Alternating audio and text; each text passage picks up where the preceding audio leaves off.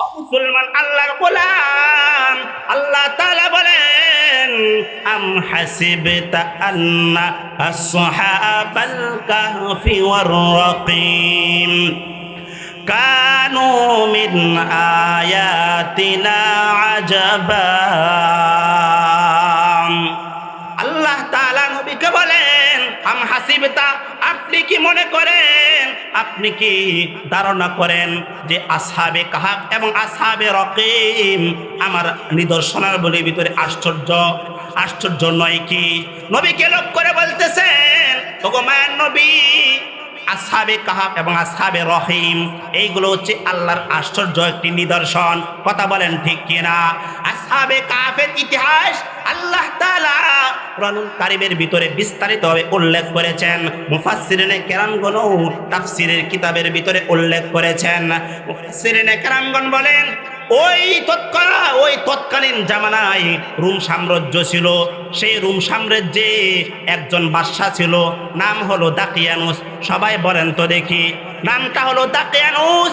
সেই দাকিয়ানুস নামক বাদশা, সে ছিল জালেম, সে ছিল অত্যাচারী, সে জনগণদের উপর অত্যাচার করত, সে মুশরিক ছিল, সে মূর্তি পূজা করত। এমনকি সে নিজেও মূর্তি পূজা করত আর তার জনগণকে মূর্তি পূজা করার জন্য বাধ্য করত। যদি মূর্তি পূজা না করে তাহলে তাদেরকে পাথর নিক্ষেপ করে হত্যা করে দেয়।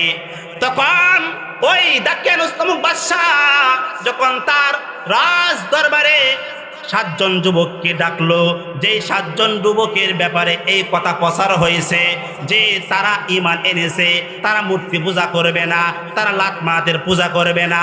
7 জন যুবককে যখন বাদশা তার রাজ দরবারে ডাকলো আর বলল, ও 7 জন যুবক ভাইয়েরা, তোমরা বলো তো দেখি তোমরা কার ইবাদত করবা? তোমরা শুনলাম তোমরা নাকি মূর্তি পূজা করবা না। তখন ওই 7 জন যুবক বলতে লাগলো, ওরে বাদশাহ, আপনি মনে রাখেন আমি ওই মূর্তি পূজার ইবাদত করব না, লাত মাতের পূজা করব না। আমি আল্লাহ তাআলার ইবাদত করব, যে আল্লাহ তাআলা আমাকে বানাইছেন, যে আল্লাহ তাআলা আসমান জমিন সৃষ্টি করেছেন। ওই রাজদরবারের ভিতরে ওই 7 জন যুবক বলে দিল, রব্বুনা রব্বুস সামাওয়াতি ওয়াল আরদ, আমাদের প্রভু হচ্ছে ওই আল্লাহ যিনি আসমান বানাইছেন, যিনি জমিন বানাইছেন। বলেন না সুবহানাল্লাহ। যখন সেই 7 জন যুবক রাজ দরবারে তারা অস্বীকার করে দিল আমরা লাত মাতের পূজা করব না, তখন বাদশা রাগ করছে না, বাদশা তেলে বেগুনে জ্বলে গেছে। কথা কোন ঠিক কি নাম? তখন বাদশা বলতে লাগলো, আচ্ছা তোমরা তো যুবক মানুষ, তোমাদের তো রক্ত গরম, মনে হয় তোমরা না বুঝে বলতেছ। আমি তোমাদেরকে 3টা দিন দিচ্ছি, 3 দিন তোমরা বুঝে তারপর আমার কাছে আসবা, তোমরা সিদ্ধান্ত দিবা তোমরা কি মূর্তি পূজা করবা কি করবা না। যে তোমরা মূর্তি পূজা না করো, লাত মাতের পূজা না করো, তাহলে জেনে রাখবা আমি আল্লাহ তাআলা তোমাদেরকে হত্যা করে ফেলবো। বলেন নাউজুবিল্লাহ। এই নিয়ামতের যদি আপনি শুকরিয়া আদায় করি, আল্লাহ তাআলা আমাদের নিয়ামত বাড়িয়ে দিবেন। কন্যা সুবহানাল্লাহ। এতেই কান্ত না, হাদিসের ভিতরে রহমতের নবী বলেন যে ব্যক্তি একবার সুবহানাল্লাহ বলবে, একবার আলহামদুলিল্লাহ বলবে, তামলাউ আও তামলাআনা মা বাইনাস সামাই ওয়াল আরদ, আসমান জমিন থেকে যে শূন্য জায়গা আছে, আসমান এবং জমিনের মাঝখানে যে শূন্য জায়গা আছে, এক ব্যক্তির যদি কেউ যদি একবার সুবহানাল্লাহ বলে, কেউ যদি একবার আলহামদুলিল্লাহ বলে, আল্লাহ তাআলা তা পাঠ করার কারণে আসমান জমিনের শূন্য জায়গা সব দিয়ে ভরে দেন। বলি সুবহানাল্লাহ। আল্লাহ তাআলা এত এত নিয়ামত দিয়েছেন, সেই জন্য নিয়ামতের শুকরিয়া আদায় করা দরকার আছে না নাই? আর বান্দা যদি এই দুনিয়ার জিন্দেগিতে আল্লাহর নিয়ামতের শুকরিয়া আদায় না করে, আল্লাহ বলেন আমি আল্লাহ তাআলা ওই ব্যক্তিকে কঠিন শাস্তি দেব। বলেন নাউজুবিল্লাহ। আমি আপনি কি আল্লাহর পক্ষে নিয়ামত পেতে চাই না শাস্তি পেতে চাই? আমি আপনি সকলে আল্লাহর পক্ষ থেকে নিয়ামত পেতে চাই। কথা বলেন ঠিক কিনা? সেই জন্য আপনি যে অবস্থায় থাকেন না কেন, ঘরে আছেন তো আল্লাহকে ডাকবেন, বাইরে আছেন তো আল্লাহ তাআলাকে ডাকবেন। যে অবস্থায় থাকেন না কেন আপনি আল্লাহ তাআলার নিয়ামতের শুকরিয়া আদায় করবেন, আল্লাহ তাআলার কৃতজ্ঞতা জ্ঞাপন করবেন। আল্লাহকে যদি ডাকতে পারেন, আল্লাহকে যদি আপনি ডাকতে পারেন, আমাদের জন্য অনেক লাভ রয়েছে। কথা বলেন ঠিক কিনা? সেই জন্য আমি আপনি আল্লাহকে এক সময় ডাকবো না, সব সময় ডাকবো। একদিন না প্রতিদিন ডাকবো। আমরা সব সময় আল্লাহকে ডাকবো। কথা বলেন ঠিক কিনা? আল্লাহ রে ডাক রে বান্দা, আল্লাহ রে ডাক, আল্লাহ রে ডাক রে বান্দা, আল্লাহ রে ডাক। আল্লাহ রে ডাকতে ডাকতে জীবন চলে যাক, আল্লাহ রে ডাকতে ডাকতে জীবন চলে যাক। আল্লাহ রে ডাক রে বান্দা, আল্লাহ রে ডাক, আল্লাহ রে ডাক রে বান্দা, আল্লাহ রে ডাক। যখন তুমি ছোট্ট ছিলা, দাঁত ছিল না মুখে, তরল খাবার দিলেন আল্লাহ তোমার মায়ের বুকে। কথা কন ঠিক কিনা? যখন তুমি ছোট্ট ছিলা, দাঁত ছিল না মুখে, তরল খাবার দিলেন আল্লাহ তোমার মায়ের বুকে। সেই আল্লাহ রে বলো না ভাই, সেই আল্লাহ রে বলো না ভাই, জীবন যা করতা। আল্লাহ রে ডাক রে বান্দা, আল্লাহ রে ডাক, আল্লাহ রে ডাক রে বান্দা, আল্লাহ রে ডাক। আল্লাহ রে ডাকতে ডাকতে জীবন চলে যাও, আল্লাহ রে ডাকতে ডাকতে জীবন চলে যাও। আল্লাহ রে ডাক রে বান্দা, আল্লাহ রে ডাক। আল্লাহকে ডাকা দরকার আছে না নাই? আল্লাহ তাআলা আমাদের সবাইকে আল্লাহকে ডাকার, আল্লাহকে স্মরণ করা, আল্লাহর জিকির করার তৌফিক দান করুন। সবাই জোরে বলে আমিন।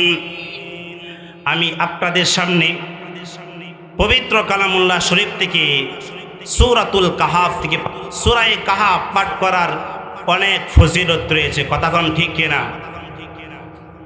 হাদিসের ভিতরে রহমতের নবী ডাক দিয়ে বলেন, কোন আল্লাহর বান্দা যদি জুমার দিন একবার সূরাতুল কাহাফের প্রথম 10টি আয়াত তেলাওয়াত করে, প্রথম 10টি আয়াত মুখস্থ করে, আল্লাহ তাআলা ওই ব্যক্তিকে দাজ্জালের ফিতনা থেকে রক্ষা করবেন।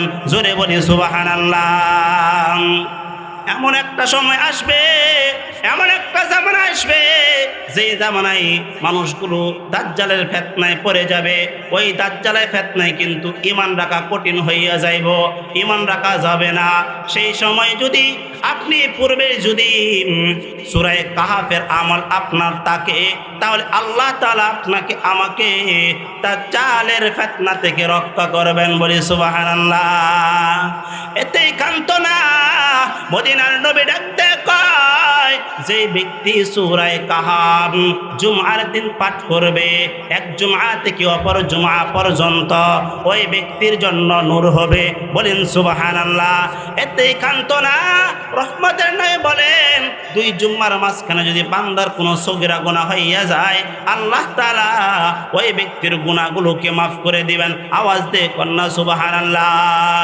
এতেই কান্ত না, রহমতের নবী বলেন, যে ব্যক্তি সূরাতুল কাহাফ জুমআর দিন পাঠ করবে, আল্লাহ তাআলা কিয়ামতের ময়দানে ওই ব্যক্তির জন্য এক প্রকার নূর দান করবেন, যে নূর দিয়ে সে কিয়ামতের ময়দানে আলো পাবে, আলো পাবে, দিশা পাবে। বলেন না সুবহানাল্লাহ।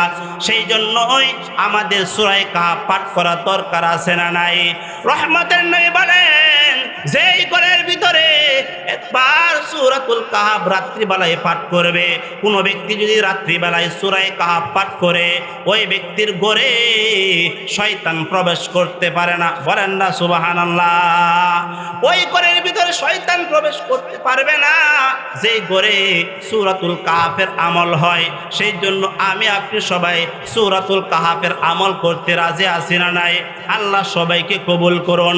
কারণ আপনি যদি সূরাতুল কাহাফ পাঠ করেন, সূরাতুল কাহাফ থেকে প্রতিটি অক্ষর পড়েন, আল্লাহ তাআলা আপনার আমার আমলনামায় 10টি করে নেকি লিখে দিবেন। বলে সুবহানাল্লাহ।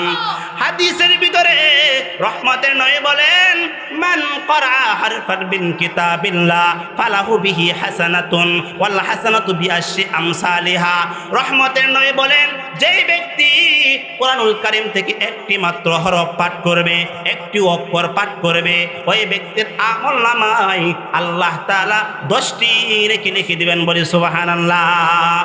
আপনি যতগুলো অক্ষর পড়বেন, যতগুলো হরফ পড়বেন, আল্লাহ তাআলা যতগুলো হরফের বিনিময়ে আপনার আমার আমলনামায় 10টি করে নেকি লিখতে থাকবেন। বলি সুবহানাল্লাহ।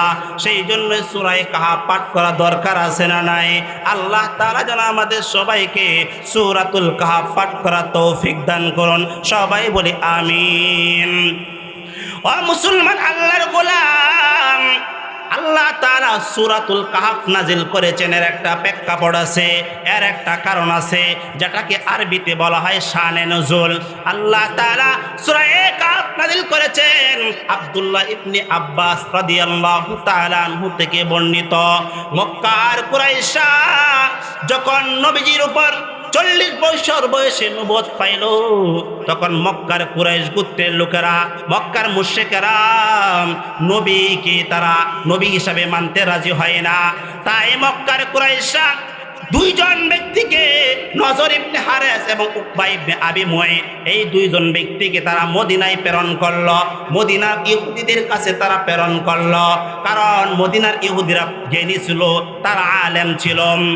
তারা মদিনার ইহুদিদের কাছে নজর ইবনে হারেস, উকবা ইবনে আবি মুঈতকে প্রেরণ করলো। তখন তারা মদিনার ইহুদিদের কাছে গেল। মদিনার ইহুদিদের কাছে যাওয়ার পর, মদিনার ইহুদিদের কাছে পৌঁছার পর মদিনার ইহুদিরা বলতে লাগলো, ওগো আল্লাহর বান্দা, আমাদের দেশে মুহাম্মদ নামে এক ব্যক্তি, সে নিজেকে নবী দাবি করতেছে, আপনি আমাদেরকে তার ব্যাপারে সংবাদ দান করুন। তখন ওই মদিনার ইহুদিরা মক্কার সেই দুইজন প্রেরিত ব্যক্তিদেরকে লক্ষ্য করে বলল, তোমরা মক্কায় যাও, মক্কায় গিয়ে ওই মুহাম্মদকে তোমরা 3টি প্রশ্ন করবা। বলেন কয়টা প্রশ্ন? 3টা প্রশ্ন করবা। যদি সে 3টা প্রশ্নের উত্তর দিতে পারে, তাহলে মনে করবা সে সত্য নবী, তাহলে মনে করবা সে নবী, ঠিক আছে। আর যদি সে 3টি প্রশ্নের উত্তর না দিতে পারে, 3টি প্রশ্নের জবাব না দিতে পারে, মনে করবা সে নবী না, সে নিজেকে নবী দাবি করতেছে, প্রকৃতপক্ষে সে নবী না, মিথ্যা নবী। তখন ওই নজর ইবনে হারেস, উকবা ইবনে আবি মুঈত ওই মদিনার ইহুদিদের পরামর্শ অনুযায়ী তারা মক্কায় আসলো। মক্কায় আইসা নবীজিকে গিয়ে 3টি প্রশ্ন করলো।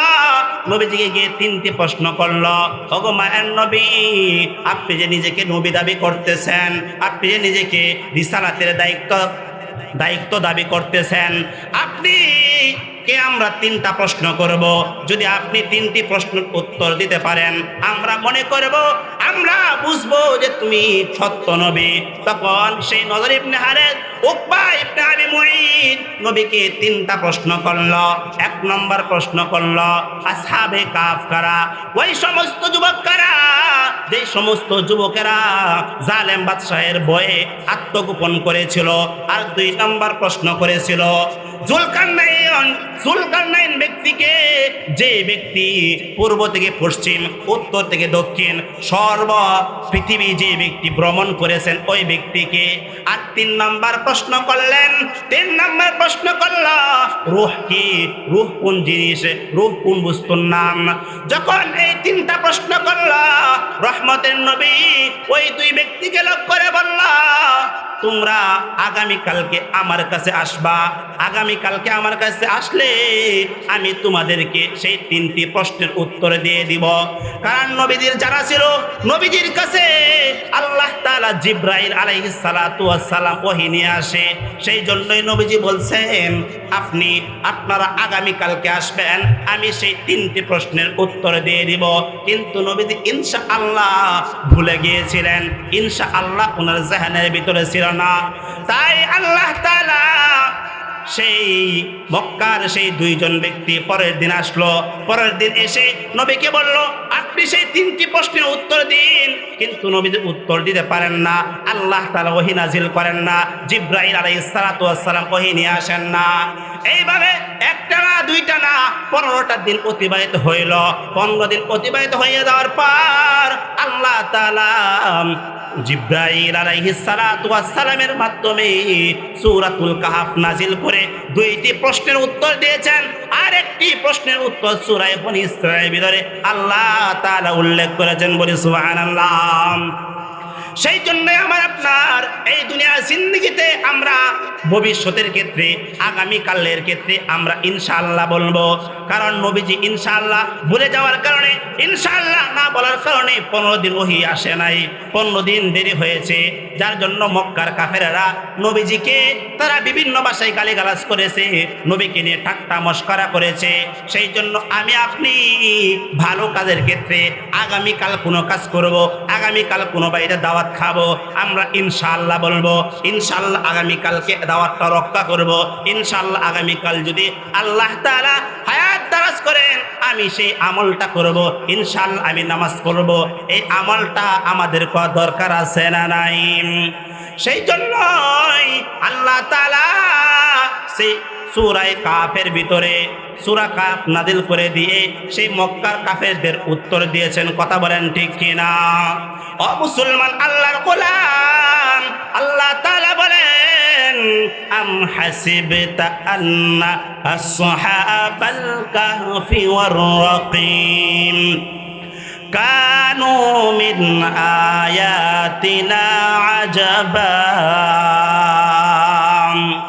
আল্লাহ তাআলা নবীকে বলেন, আম হাসিবতা, আপনি কি মনে করেন, আপনি কি ধারণা করেন যে আসহাবে কাহফ এবং আসহাবে রকিম আমার নিদর্শনের বলে ভিতরে আশ্চর্য নয় কি? নবীকে লক্ষ্য করে বলতেছেন, ওগো মায়ার নবী, আসহাবে কাহফ এবং আসহাবে রহিম এইগুলো হচ্ছে আল্লাহর আশ্চর্য একটি নিদর্শন। কথা বলেন ঠিক কিনা? আসহাবে কাহফের ইতিহাস আল্লাহ তাআলা কুরআনুল কারীমের ভিতরে বিস্তারিতভাবে উল্লেখ করেছেন। মুফাসসিরিনে কেরামগণ তাফসীরের কিতাবের ভিতরে উল্লেখ করেছেন। মুফাসসিরিনে কেরামগণ বলেন, ওই তৎকালীন জামানায় রোম সাম্রাজ্য ছিল। সেই রোম সাম্রাজ্যে একজন বাদশা ছিল, নাম হলো দাকিয়ানুস। সবাই বলেন তো দেখি, নামটা হলো দাকিয়ানুস। সেই দাকিয়ানুস নামক বাদশা, সে ছিল জালেম, সে ছিল অত্যাচারী, সে জনগণদের উপর অত্যাচার করত, সে মুশরিক ছিল, সে মূর্তি পূজা করত। এমনকি সে নিজেও মূর্তি পূজা করত আর তার জনগণকে মূর্তি পূজা করার জন্য বাধ্য করত। যদি মূর্তি পূজা না করে তাহলে তাদেরকে পাথর নিক্ষেপ করে হত্যা করে দেয়। তখন ওই দাকিয়ানুস নামক বাদশা যখন তার রাজ দরবারে 7 জন যুবককে ডাকলো, যেই 7 জন যুবকের ব্যাপারে এই কথা প্রচার হয়েছে যে তারা ঈমান এনেছে, তারা মূর্তি পূজা করবে না, তারা লাত মাতের পূজা করবে না। 7 জন যুবককে যখন বাদশা তার রাজ দরবারে ডাকলো আর বলল, ও 7 জন যুবক ভাইয়েরা, তোমরা বলো তো দেখি, তোমরা কার ইবাদত করবা? তোমরা শুনলাম তোমরা নাকি মূর্তি পূজা করবা না। তখন ওই 7 জন যুবক বলতে লাগলো, ওরে বাদশা, ওরে বাদশা, আপনি মনে রাখেন, আমি ওই মূর্তি পূজার ইবাদত করব না, লাত মাতের পূজা করব না। আমি আল্লাহ তাআলার ইবাদত করব, যে আল্লাহ তাআলা আমাকে বানাইছেন, যে আল্লাহ তাআলা আসমান জমিন সৃষ্টি করেছেন। ওই রাজ দরবারের ভিতরে ওই 7 জন যুবক বলে দিল, রব্বুনা রব্বুস সামাওয়াতি ওয়াল আরদ, আমাদের প্রভু হচ্ছে ওই আল্লাহ যিনি আসমান বানাইছেন, যিনি জমিন বানাইছেন। বলেন না সুবহানাল্লাহ। যখন সেই 7 জন যুবক রাজ দরবারে তারা অস্বীকার করে দিল, আমরা লাত মাতের পূজা করব না, তখন বাদশা রাগ করছে না, বাদশা তেলে বেগুনে জ্বলে গেছে। কথা কোন ঠিক কি নাম? তখন বাদশা বলতে লাগলো, আচ্ছা তোমরা তো যুবক মানুষ, তোমাদের তো রক্ত গরম, মনে হয় তোমরা না বুঝে বলতেছ। আমি তোমাদেরকে 3টা দিন দিচ্ছি, 3 দিন তোমরা বুঝে তারপর আমার কাছে আসবা, তোমরা সিদ্ধান্ত দিবা তোমরা কি মূর্তি পূজা করবা কি করবা না। যে তোমরা মূর্তি পূজা না করো, লাত মাতের পূজা না করো, তাহলে জেনে রাখবা আমি আল্লাহ তাআলা তোমাদেরকে হত্যা করে ফেলবো। বলেন নাউজুবিল্লাহ। যখন বাদশা সেই 7 জন যুবক এই কথা বলল। তখন ওই 7 জন যুবক রাজদরবার থেকে বের হয়ে বাড়িতে আসলো। বাড়িতে আসার পর সেই 7 জন যুবক একত্রিত হইয়া পরামর্শ করলো, এখন কি করা যায়? আমরা যদি দেশের ভিতরে থাকি তাহলে বাদশা আমাদেরকে মেরে ফেলবে, বাদশা আমাদেরকে হত্যা করে ফেলবে, কারণ আমরা তো লাত মাতের পূজা করব না, আমরা তো মূর্তির সামনে সেজদা দিব না। তখন ওই 7 জন যুবক পরামর্শ করে সিদ্ধান্ত নিল, আমরা আত্মগোপনে চলে যাব, যাতে করে বাদশা আমাদেরকে না পায়, আর তাহলে আমাদের ঈমানও বেঁচে যাবে, আমাদের ঈমানও ঠিক থাকবে। কথা করেন ঠিক কিনা? সেই জন্যই সেই 7 জন যুবক সিদ্ধান্ত নিল যে তারা আর এই দেশের ভিতরে থাকবে, কিন্তু আত্মগোপনে চলে যাবে। আল্লাহ তাআলা সেই কথাটাই সূরা কাহফের ভিতরে বলেন, ইদ আওয়াল ফিতিয়াতু ইদাল কাহফি। যখন সেই 7 জন যুবক, সেই যুবকগণ যখন গুহার ভিতরে আশ্রয় নিল, যখন তার সিদ্ধান্ত নিল আত্মগোপন করবে, তখন তারা বাড়ি থেকে টাকা পয়সা নিয়ে তারা রওনা হয়েছে। প্রতিমধ্যে কিছু টাকা পয়সা, দিনার দিরহাম তারা এতিম মিসকিনদেরকে আল্লাহ রাস্তায় দান করছে, আর কিছু টাকা পয়সা নিয়ে তারা গুহার উদ্দেশ্যে আত্মগোপনের জন্য রওনা হয়ে গেছে। যখন তারা রওনা হয়ে যাওয়ার পর সেই 7 জন যুবক তাদের সাথে একটা কুকুরও চলতে লাগলো, একটা কামড়ও চলতে লাগলো। ওই কুকুরকে তারা তাড়াইতে লাগলো, ওই কুকুরকে বলতে লাগলো, যা যা যা কুকুর আমাদের কাছ থেকে চলে যা। তখন ওই কুকুর কিন্তু যায় না। আল্লাহ তাআলার কি কুদরত, আল্লাহ তাআলার কি মহিমা, আল্লাহ তাআলা সেই কুকুরের জবানে, আল্লাহ তার ওই কুকুরের জবানে বাকশক্তি দান করে দিয়েছেন। বলেন না সুবহানাল্লাহ। আমাদেরকে বাকশক্তি দান করছেন কে? আমাদেরকে বাকশক্তি দান করছে আল্লাহ।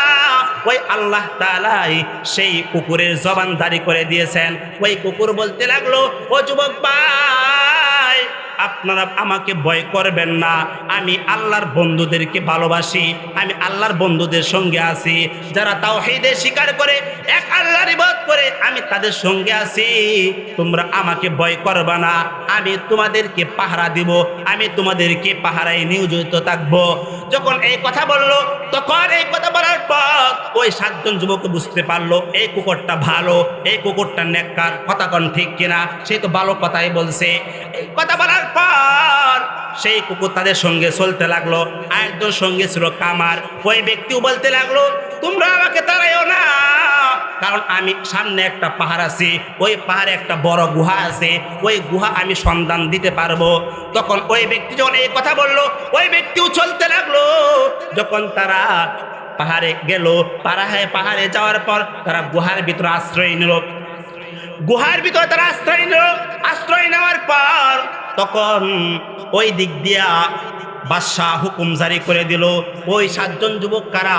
যারা আমাদের দেশের বিরোধিতা করেছে, যে বাদশাহ, যে যুবকগণ আমার কথার বিরোধিতা করেছে, তারা কারা? তাদেরকে ডেকে নিয়ে আসুন। তখন সবাই তাদেরকে খুঁজে কেউ পায় না। তখন অবশেষে বাদশা রয়ে গেল। বাদশা স্বয়ং সে তল্লাশি করার জন্য বের হয়ে গেল, তার সাথে এমপি মন্ত্রী আমির উমারা সবাই চলতে লাগলো। যখন তারা সবাই ওই গুহার কাছে গেল, তখন তারা ভয় পেতে লাগলো, ভয় পেতে লাগলো। একটু সামনে যদি বাদশা অগ্রসর হয় তাহলে তো আমাদের কুচ পায়া ফেলবে, আর আমাদের যদি কুচ পায় তাহলে ওই বাদশা আমাদেরকে হত্যা করে ফেলবে। কথা বলেন ঠিক কিনা? যখন বাদশা সামনের দিকে অগ্রসর হতে লাগলো, বুঝতে পারলো সামনে একটা গুহা আছে, সামনে একটা গর্ত আছে। তখন আল্লাহ তাআলা ওই বাদশার অন্তরে একটা ভয় সৃষ্টি করে দিলেন, এমন একটা ভয় সৃষ্টি করে দিলেন, ওই বাদশা বলতে লাগলো, আর সামনে অগ্রসর হব না, আর সামনে যাইব না, আমার আর মন চাইতেছে না। যখন বাদশা এই কথা বললো, পিছপা হয়ে গেল।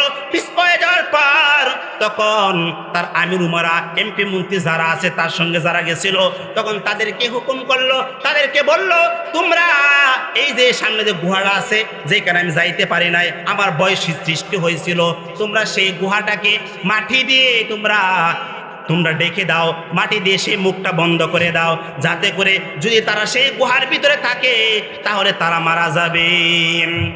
বাদশাহ যখন তার হুকুম অনুযায়ী তার রাজা প্রজারা সবাই যখন মাটি দিয়ে ওই গর্তটাকে ডেকে ফেললো, ওই দিক দিয়ে পূর্বে আল্লাহ তাআলা ওই গুহাবাসী যায়, 7 জন যুবক গুহার ভিতরে ছিল। আল্লাহ তাআলা তাদেরকে পূর্বেই গুহার ভিতরে ঘুম দান করলেন। আল্লাহ পাক তাদেরকে ঘুম দান করলেন, এমন ঘুম দান করলেন, আল্লাহ তাআলা বলেন এমন ঘুম দিছে, আল্লাহ তাআলা তাদেরকে এমন ঘুম পাড়াইছেন যেই ঘুমে তারা 309 বছর অতিবাহিত করে ফেলছে। বলি সুবহানাল্লাহ। কত বছর? 309 বছর এক ঘুমে পার হয়ে গেল। তখন তাদের ভিতরে কেউ বলতে লাগলো, এই মাত্র ঘুম থেকে উঠছি, আধা দিন হয়েছে বা একদিন হয়েছে। তারা পরস্পর এই কথা বলতে লাগলো। তখন তাদের ভিতরে এক ব্যক্তি, যার কাছে তারা অর্থ করে না রেখেছিল, তার নাম ছিল তামলিকা। সেই তামলিকাকে তারা তাদের টাকা পয়সাগুলো দিয়ে বাজারে প্রেরণ করলো, কারণ তারা ঘুম থেকে উঠছে। কিন্তু তারা তো জানে না যে 309 বছর অতিবাহিত হয়ে গেছে, খেলা তো হচ্ছে আল্লাহ তাআলার। তখন আল্লাহ তাআলা 309 বছর অতিবাহিত হওয়ার পর যখন তা ঘুম থেকে জাগ্রত হয়েছে, তখন তারা বলতে লাগলো, এই মাত্র ঘুম থেকে উঠছি, তাদের ক্ষুধা লেগে গেল। একজনকে তারা বাজারে প্রেরণ করলো, তামলিকা নামক ব্যক্তিকে বাজারে প্রেরণ করলো কিছু রুটি, কিছু খাবার নিয়ে আসার জন্য, কারণ খিদা লাগে না, খিদা লেগে গেছে। তখন ওই ব্যক্তিকে বাজারে প্রেরণ করলো। বাজারে প্রেরণ করার পর ওই ব্যক্তি বলতে লাগলো, ওই ব্যক্তি গিয়ে দোকানদারের কাছে টাকা দিল, রুটি কিনছে। কিন্তু ওই দোকানদার বলতেছে, এই টাকা তো মনে হয় এখনকার না, এই টাকা তো মনে হচ্ছে আরো পূর্বেকার, মনে হচ্ছে এই ব্যক্তি মাটির ভিতরে গুপ্তধন পাইছে। যখন এই কথা বললো, আর ওই দোকানদার ব্যক্তি তাকে বারবার বলতেছে, তুমি বলো এই টাকা পয়সা কোথা থেকে পাইলা? তখন ওই ব্যক্তি বলল, আমি এই টাকা পয়সা পাই নাই, আমি তো একটু আগে ঘুমাইছি, ঘুম থেকে জাগ্রত হয়েছি, ক্ষুধা লাগছে, টাকা পয়সা নিয়ে আসছি, সেই জন্য তোমার কাছে ক্রয় করতে আসছি। তখন ওই ব্যক্তি বলতে লাগলো, না না না, তোমরা যে টাকা পয়সা দিলা, এই টাকা পয়সা তো হচ্ছে ও আরো 309 বছর আগের বাদশা যে ছিল দাকিয়ানুস, সেই দাকিয়ানুসের আমলের এই বাদশার টাকা পয়সা ছিল। তখন আল্লাহ তাআলা সেই 309 বছর অতিবাহিত হওয়ার পর জেনারেশন পরিবর্তন হয়ে গেল। কয়েকটা জেনারেশন, কতগুলো এমপি মন্ত্রী পরিবর্তন হয়ে গেল। এমপি মন্ত্রী পরিবর্তন হয়ে যাওয়ার পর ওই ব্যক্তি বলতে লাগলো, যে তোমরা এখন যে দেশে আগমন করেছো, এখন যে তোমরা আসছো, এই দেশটা কিন্তু যেই দেশের বাদশা হচ্ছে বর্তমান মুসলমান। বলেন না সুবহানাল্লাহ। তোমরা যে অত্যাচারী বাদশার কারণে তোমরা আত্মগোপন করছিলা, এখন তোমাদের কারণে আল্লাহ তাআলা দেশটাকে ইমানি একজন বাদশা দান করেছেন। বলি সুবহানাল্লাহ। সেই জন্য আমাদের ইমানকে রক্ষা করার দরকার আছে না নাই? ইমানকে রক্ষা করার দরকার আছে না নাই? সেই জন্য আল্লাহ তাআলা বলেন, ইন্নাল্লাযীনা ক্বালু রাব্বুনাল্লাহ সুম্মা ইসতাকামু। আল্লাহ তাআলা বলেন, নিশ্চয় যারা বলবে আমাদের রব আল্লাহ এবং এই কথার উপর অটল অবিচল থাকবে, আল্লাহ তাআলা বলেন, তাতানাজ্জালু আলাইহিমুল মালায়েকা, আমি আল্লাহ তাআলা তাদের কাছে ফেরেশতা প্রেরণ করব। ওই ফেরেশতা তাদেরকে বলতে লাগবে, আল্লাহ তাখাফু ওয়ালা তাহজানু, তোমাদের কোনো ভয় নাই, তোমরা চিন্তিত হইবা না। ওয়াবশিরু বিল জান্নাহ, তোমরা ওই জান্নাতের সংবাদ গ্রহণ করো, যেই জান্নাত তোমাদের জন্য তৈরি করা হয়েছে। বলেন না সুবহানাল্লাহ। সেই জন্য ইমানের উপর অটল থাকার দরকার আছে না নাই? সেই জন্য আল্লাহ তাআলা বলেন, ইন্নাল্লাযীনা আমানু ওয়া আমিলুস সালিহাত কানাত লাহুম জান্নাতুল ফিরদাউসি নুজুলা। আল্লাহ তাআলা বলেন, দুনিয়ার এই জিন্দেগিতে মানুষগুলো যদি 2টা শর্ত পালন করতে পারে, তাহলে আল্লাহ পাক তাদের জন্য জান্নাত রেখেছেন। জোরে বলি সুবহানাল্লাহ। কয়টা শর্ত বাজান? 2টা শর্ত যদি কোনো মানুষ পালন করতে পারে, আল্লাহ তাআলা ওই সমস্ত ব্যক্তিদেরকে জান্নাত দিবেন। কন্যা সুবহানাল্লাহ। 1 নাম্বার হচ্ছে আল্লাহ বলেন, ইন্নাল্লাযীনা আমানু, নিশ্চয়ই যারা ঈমান আনবে এবং ওয়া আমিলুস সালিহাত, 2 নাম্বার হচ্ছে যারা নেক আমল করবে, কানাত লাহুম জান্নাতুল ফিরদাউসি নুজুলা, আল্লাহ পাক তাদের জন্য জান্নাতুল ফিরদাউস তৈরি করেছেন। বলি সুবহানাল্লাহ। জান্নাত কে তৈরি করেছেন? জান্নাত কে দিবেন? যে আল্লাহ জান্নাত বানাইছেন, যে আল্লাহ জান্নাত তৈরি করেছেন, ওই আল্লাহ তাআলা ওই সমস্ত বান্দাদেরকে জান্নাত দিবেন যারা দুনিয়া জিন্দেগিতে দুইটা শর্তের উপর আমল করবে, তাদেরকে আল্লাহ জান্নাত দিবেন। কথা বলেন ঠিক কিনা? এক নম্বর শর্ত হচ্ছে ইন্নাল্লাযীনা আমানু, নিশ্চয় যারা ঈমান আনবে। ঈমান কি জিনিসের নাম জানা দরকার আছে না নাই? বুখারী মুসলিম মিশকাত শরীফের হাদিসের ভিতরে আসছে, হাদিসে জিবরিল আল্লাহ তাআলা বলেন, হাদিসের ভিতরে নবীর মাধ্যমে জানাইয়া দেন, হযরত জিবরিল আমিন আলাইহিস সালাতু ওয়াস সালাম নবীকে জিজ্ঞেস করলো, আখবিরনি আল ঈমান, আখবিরনি আল ঈমান, আপনি আমাকে ঈমান সম্পর্কে বলে দিন। ঈমান কাকে বলা হয়? ঈমান কোন জিনিসের নাম আপনি আমাকে বলে দিন। তখন রহমতের নবী বলেন, ঈমান হচ্ছে আন তুমিনা বিল্লাহ ওয়া মালাইকাতিহি ওয়া কুতুবিহি ওয়া রুসুলিহি ওয়াল ইয়াউমিল আখিরি ওয়াল কদরি খাইরিহি। আল্লাহর নবী বলেন, ঈমান হচ্ছে আল্লাহ তাআলাকে বিশ্বাস করার নাম, ফেরেশতাগণের প্রতি বিশ্বাস করার নাম, আসমানি কিতাবের প্রতি বিশ্বাস করার নাম। আল্লাহ তাআলা যতগুলো নবী রাসূলগণ প্রেরণ করেছেন, ওই নবী রাসূলগণের প্রতি বিশ্বাস করার নাম, এবং ভালো মন্দ তাকদীরের প্রতি বিশ্বাস করার নামই হচ্ছে ঈমান। আল্লাহ তাআলা যেন আমাদের সবাইকে ঈমান এবং নেক আমল করে জান্নাতে যাওয়া তৌফিক দান করুন। সবাই বলে আমিন।